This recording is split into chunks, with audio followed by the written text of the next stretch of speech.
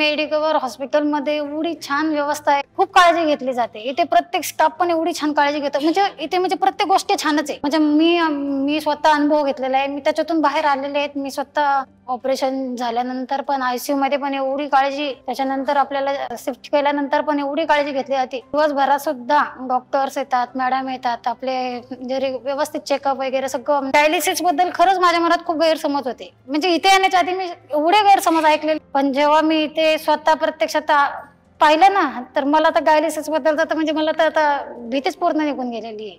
सगळे अफवाच वाटतात बाकीच्या लोकांनी सांगितलेलं, आणि जे प्रत्यक्षात पाहिलं डायलिसिस मध्ये काहीच त्रास होत नाही पेशंटला. तो पेशंट हसत खेळत डायलिसिस करतो आणि हसत खेळत घरी जातो.